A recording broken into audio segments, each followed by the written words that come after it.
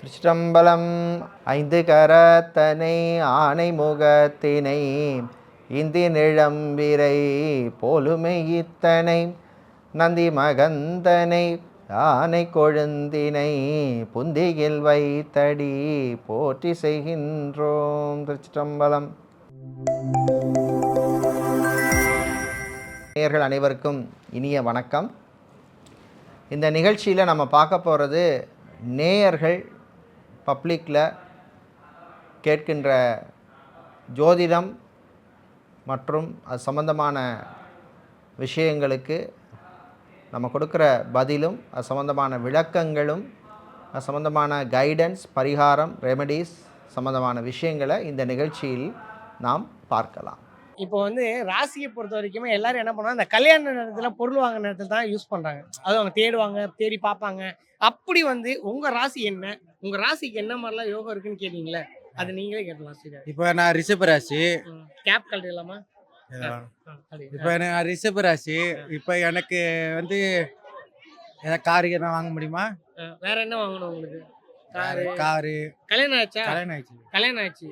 இப்போ உங்களுக்கு கார் வாங்கணும் ஆசை. வேற என்ன வாங்கணும் ஆசை? வேற என்ன? சின்ன ஒரு வீடு. சின்ன வீடா? சின்னதோ ஒரு வீடு?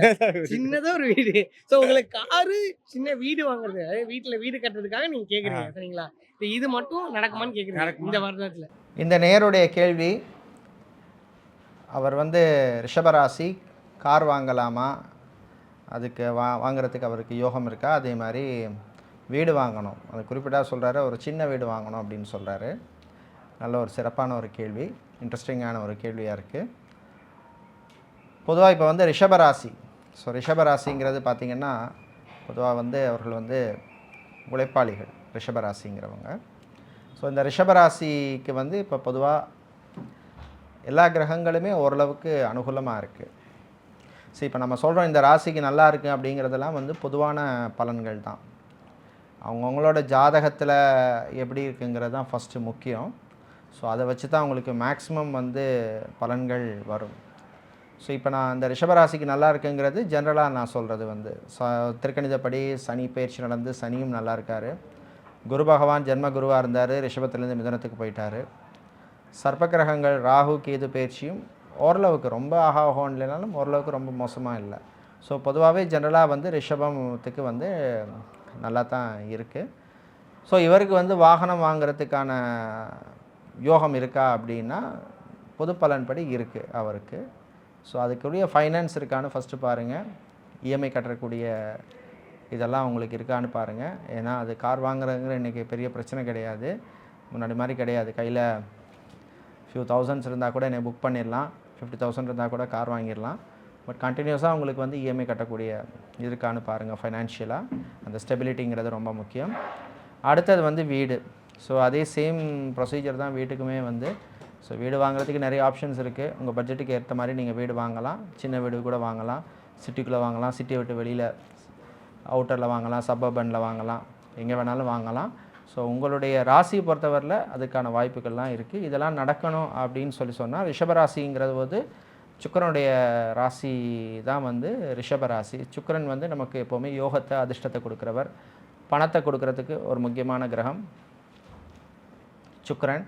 அதே மாதிரி நமக்கு வாழ்க்கையில் சுகபோகங்களை கொடுக்குறவர் யாருன்னா நிச்சயமாக சுக்கிரன் தான். சுக்கிரனால தான் நமக்கு யோகங்கள் கிடைக்கும், சுகபோகங்கள், லைஃப்பை என்ஜாய் பண்ணணுன்னா சுக்கிரனுடைய அனுகிரகம் ரொம்ப ரொம்ப முக்கியம்.